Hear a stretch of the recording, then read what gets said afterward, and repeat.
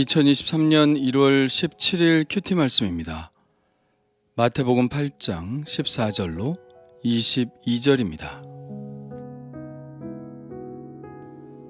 예수께서 베드로의 집에 들어가사 그의 장모가 열병으로 앓아 누운 것을 보시고 그의 손을 만지시니 열병이 떠나가고 여인이 일어나서 예수께 수종들더라.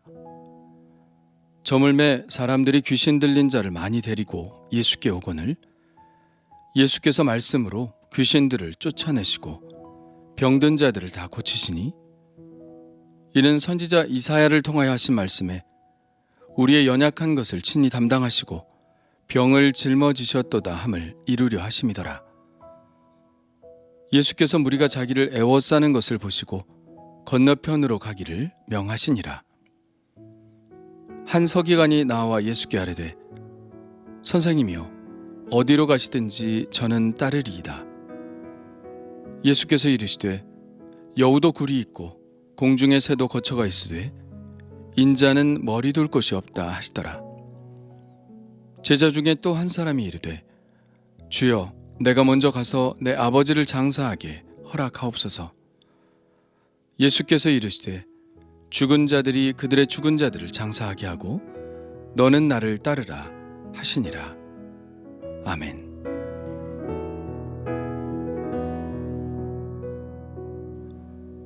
이 일이 벌어진 곳은 계속해서 가버나움입니다. 예수님은 공생애를 시작하시면서 그동안 살아왔던 나사렛을 떠나 가버나움으로 거처를 옮기셨습니다. 4장 13절에 이렇게 나와 있죠. 나사렛을 떠나 스불론과 납달리 지경 해변에 있는 가버나움에 가서 사시니. 이것으로 보아 예수님은 가버나움에 잠깐 들르신 것이 아니라 거처를 마련하신 것으로 보입니다. 마태복음에는 이것을 뒷받침하는 몇 개의 구절들이 있는데요. 9장 28절에 예수께서 집에 들어가심에 맹인들이 그에게 나오거늘 이라고 나와 있고요. 13장 1절에 그날 예수께서 집에서 나가사 바닷가에 앉으심에 17장 26절에 가버나움에 이르니 반세겔 받는 자들이 베드로에게 나와 이르되 너의 선생은 반세겔을 내지 아니하느냐? 이르되 내신다 하고 집에 들어가니 예수께서 먼저 이르시되 이렇게 나와 있습니다. 특히 17장 26절의 말씀에는 그 단서가 잘 나와 있는 것 같은데요. 베드로가 가버나움 자기 집에 들어갔는데 거기에 예수님이 계셨죠. 그리고 성전세를 받는 자들이 예수님께 성전세를 받으러 왔다는 것은 예수님께서 그곳에 거주하셨다는 이야기가 됩니다. 이 모든 것을 종합적으로 생각해 볼 때 예수님은 가버나움에 있는 베드로의 집에 거주하셨을 것이라는 추정이 가능하죠. 오늘 말씀에 보면 예수님께서 베드로의 집에 들어가십니다. 그런데 베드로의 장모가 열병으로 앓아 누운 것을 보셨죠. 예수님은 그녀의 병든 손을 만져주셨습니다. 그랬더니 열병이 떠나가고 방금 전까지만 해도 열병으로 누워있던 베드로의 장모가 일어나 예수님의 시중을 들었습니다. 아마도 이 일을 계기로 예수님은 베드로의 집에 들어와 사시게 되었고 예수님이 사시는 데 필요한 시중을 베드로의 장모가 제공하지 않았을까 추정을 합니다. 예수님이 이곳에 거주하신다는 것을 아는 사람들은 모두 베드로의 집으로 몰려들었습니다. 사람들은 귀신 들린 불쌍한 영혼들을 데리고 예수님께로 나왔고 병든 자들을 데리고 왔습니다. 예수님은 권위 있는 능력으로 귀신 들린 자들에게서 귀신을 내쫓으시고 병자들을 다 고치셨습니다. 이것은 참으로 놀랄만한 일이지만 마태복음은 이러한 일들은 이미 구약 성경에 예언된 일이라고 말합니다. 17절입니다. 이는 선지자 이사야를 통하여 하신 말씀에 우리의 연약한 것을 친히 담당하시고 병을 짊어지셨도다 함을 이루려 하심이더라. 이 말씀의 원문은 이사야 53장 4절이죠. 그는 실로 우리의 질고를 지고 우리의 슬픔을 당하였거늘 우리는 생각하기를 그는 징벌을 받아 하나님께 맞으며 고난을 당한다 하였노라.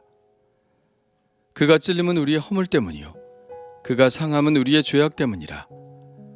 그가 징계를 받음으로 우리는 평화를 누리고 그가 채찍에 맞음으로 우리는 나음을 받았도다. 이사야 선지자의 대표적인 메시아 예언이죠. 우리는 보통 이 예언을 십자가의 고난의 사건을 이야기하는 것이라고 생각합니다. 예, 그건 맞습니다. 예수님이 십자가의 고초를 겪으신 것은 바로 우리의 죄악을 깨끗하게 하시기 위해서죠. 그리고 십자가의 고난은 우리의 죄뿐만 아니라 우리의 질병이나 삶의 평화를 위한 것이기도 하다는 말씀입니다. 그러나 오늘 말씀을 보니 예수님은 십자가 사건 이전에 이미 이 예언을 성취하고 계셨음을 보고 있습니다. 예수님은 이미 십자가 사건 이전에 병자들을 찾아다니셨고 귀신 들린 자들을 고치셨으며 연약한 자들의 삶을 돕고 계셨습니다. 이 자비의 마음이 십자가까지 이어지고 십자가 사건으로 인해 그를 찾는 모든 자들에게 이 기적을 베풀어 주시는 은혜를 성취하신 것이죠. 이것이 또한 바로 주님께서 지금도 우리를 위해 하시는 일입니다. 예수님은 십자가 위에서 우리의 죄도, 질병도, 마음의 불안과 염려도, 외로움도, 두려움도 다 담당하셨습니다. 그러므로 우리는 그분께 우리의 연약함을 다 맡겨드릴 수 있는 것이죠. 참고로 오늘 이야기를 통해서 베드로가 이미 결혼한 사람이었다는 것을 알 수가 있겠죠. 그러나 사도 베드로의 결혼 여부는 오랜 세월 동안 논쟁거리 중에 하나였습니다. 가톨릭에서는 베드로를 초대 로마의 교황이라고 하고 있기 때문에 성직자의 독신주의를 선전하기 위해 베드로의 결혼에 대해 언급하는 것을 꺼려했죠. 그리고 베드로의 결혼을 인정하더라도 그가 예수님의 제자가 된 후에는 아내를 버렸다고 이야기하고 있습니다. 아마도 베드로가 우리가 모든 것을 버리고 주를 따랐나이다 라고 한 것을 근거로 이런 주장을 한 것일 것입니다. 그러나 예수님이 베드로의 집에서 생활하시면서 그들 부부와 장모를 늘 보고 지내셨는데 그렇게 하셨을 리가 있을까 하고 생각을 합니다. 그리고 바울이 고린도전서에서 언급하고 있는 것을 보면 베드로는 아내와 끝까지 함께 살았다는 것을 알 수 있죠. 바울은 이렇게 말합니다. 우리가 다른 사도들과 주의 형제들과 게바와 같이 믿음의 자매된 아내를 데리고 다닐 권리가 없겠느냐? 그러니까 베드로는 전도 여행을 다닐 때도 늘 아내와 동행했다는 것을 알 수 있죠. 그리고 베드로 자신이 좋은 아내, 좋은 남편에 대해서 이렇게 언급하기도 했습니다. 아내들에게 이렇게 권면하죠. 아내들아, 이와 같이 자기 남편에게 순종하라. 이는 혹 말씀을 순종하지 않는 자라도 말로 말미암지 않고 그 아내의 행실로 말미암아 구원을 받게 하려 함이니 너희의 두려워하며 정결한 행실을 봄이라. 너희의 단장은 머리를 꾸미고 금을 차고 아름다운 옷을 입는 외모로 하지 말고 오직 마음에 숨은 사람을 온유하고 안정한 심령에 썩지 아니할 것으로 하라. 이는 하나님 앞에 값진 것이니라. 그리고 또 남편들에 대해서도 이렇게 권면합니다. 남편들아, 이와 같이 지식을 따라 너희 아내와 동거하고 그를 더 연약한 그릇이요 또 생명의 은혜를 함께 이어받을 자로 하라. 귀히 여기라. 이는 너희 기도가 막히지 아니하게 하려 함이라. 베드로는 혹 이 말씀들을 통해 자기 부부의 이야기를 하고 있는 것은 아닐까요? 예, 기록에 의하면 베드로 부부는 참으로 모범적인 그리스도인 부부였습니다. 초대 교부인 알렉산드리아의 클레멘트의 기록에 의하면 베드로 부부는 같은 날, 같은 시간, 같은 장소에서 주를 위하여 순교하였다고 전해지죠. 그는 베드로의 가정은 행복하였고 주를 위하여 헌신하였던 축복된 가정이라고 쓰고 있습니다. 한편 예수님을 만나려는 사람들로 장사진을 이루자 예수님은 배를 타고 갈릴리 호수를 가로질러 건너편으로 가기를 명하셨습니다. 28절을 보니 건너편은 가다라 지방입니다. 가버나움은 호수의 북쪽에 위치하고 있고 가다라 지방으로 가려면 남동쪽 끝으로 가야 합니다. 예수님이 제자들과 함께 길을 나서자 한 서기관이 따라오면서 말합니다. 선생님이여, 어디로 가시든지 저는 따르리이다. 그러자 예수님은 이렇게 말씀하시죠. 여우도 굴이 있고 공중의 새도 거처가 있으되 인자는 머리 둘 곳이 없다. 왜 이런 말씀을 하셨을까요? 서기관은 율법학자로 사람들에게 존경을 받고 삶도 꽤 안정된 직업을 가진 사람입니다. 그런데 예수님의 삶은 머리 둘 곳도 없이 이리저리 옮겨 다녀야 하는 삶이죠.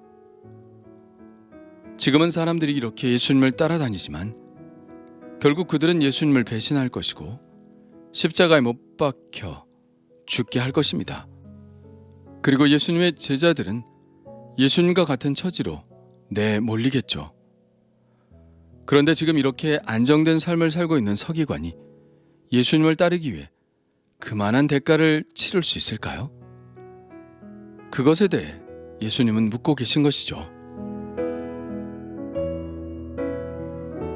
또 한 사람이 말합니다. 이 사람은 이미 예수님의 제자가 된 사람입니다. 그는 사람을 통해 그의 아버지가 돌아가셨다는 소식을 들은 것 같습니다. 그래서 예수님께 말씀드렸죠. 주여, 내가 먼저 가서 내 아버지를 장사하게 허락하옵소서. 그러자 예수님은 그 요청을 거절하시면서 이렇게 말씀하셨습니다. 죽은 자들이 그들의 죽은 자들을 장사하게 하고 너는 나를 따르라. 제자가 되기를 원하는 서기관에게는 제자의 길이 쉽지 않은 길임을 말씀하신 반면 이미 제자가 된 사람에게는 뒤를 돌아보지 말고 온전히 하나님의 나라를 위해 이 길을 가라고 말씀하고 계신 것입니다. 그런데 아버지를 장사하지 않는 것은 율법에 저촉되는 것입니다. 아버지가 아니더라도 죽은 사람을 장사해 지내는 일은 바리새인들에게 있어서는 최고의 선행으로 간주되는 일이었습니다. 그러나 예외는 있었죠. 제사장만은 예외였습니다. 그 예복을 입은 대제사장은 그의 머리를 풀지 말며 그의 옷을 찢지 말며 어떤 시체에든 가까이 하지 말지니 그의 부모로 말미암아서도 더러워지게 하지 말며 그리고 또한 나실인에 서원한 날 동안에도 그러했죠. 자기의 몸을 구별하여 여호와께 드리는 모든 날 동안은 시체를 가까이 하지 말 것이요 그의 부모 형제 자매가 죽은 때에라도 그로 말미암아 몸을 더럽히지 말 것이니 만일 예수님이 이 말씀들을 염두에 두시고 하신 말씀이라면 예수님은 제자들을 대제사장이나 구별된 나실인처럼 자신의 전체의 삶을 걸고 하나님의 나라를 위해 자신을 바쳐야 하는 사람들로 여기고 계신 것임을 알 수 있습니다. 구약의 다른 선지자들도 그런 하나님의 명령을 받은 적이 있죠. 하나님은 예레미야에게 말씀하셨죠. 초상집에 들어가지 말라. 가서 통곡하지 말며 그들을 위해 애곡하지 말라. 에스겔도 아내가 죽었을 때 하나님의 명령 때문에 장례를 치를 수 없었죠.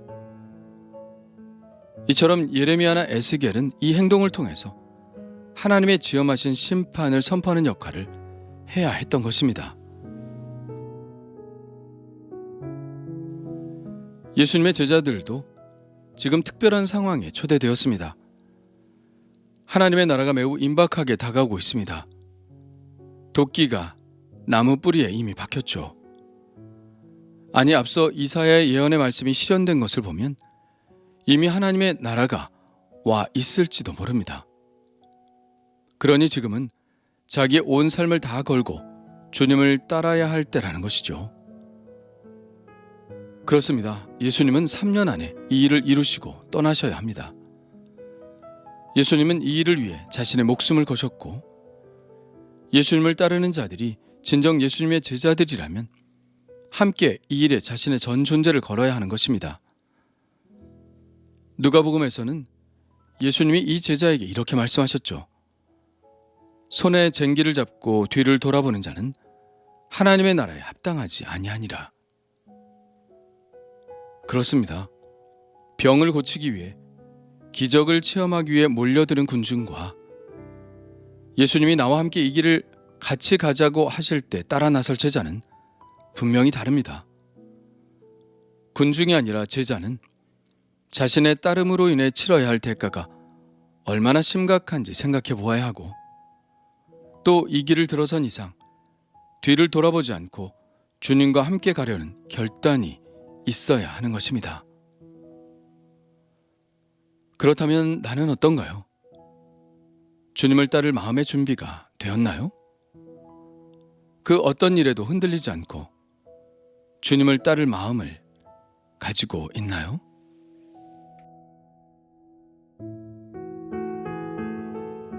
주님 감사합니다. 사람들은 주님께로 많이 몰려들었지만 진정으로 주님을 따르는 자들이 얼마나 될까요? 주님을 따르는 일이 병고침을 받고 기적을 체험하는 일만은 아닐 것입니다. 주님이 그러한 일을 떠나서 나와 함께 가자고 했을 때 머리 둘 곳도 없는 주님과 함께 갈 자들이 얼마나 있을까요? 이것저것 핑계를 대며 옛날의 삶으로 돌아가려 하지 않을까요? 주님, 그러나 저는 주님이 찾으시는 그런 사람이 되기를 원합니다. 그 어떤 일에도 뒤를 돌아보지 않고 오직 주님과 끝까지 이 길을 가는 제자가 되게 하여 주옵소서. 예수님의 이름으로 기도합니다. 아멘.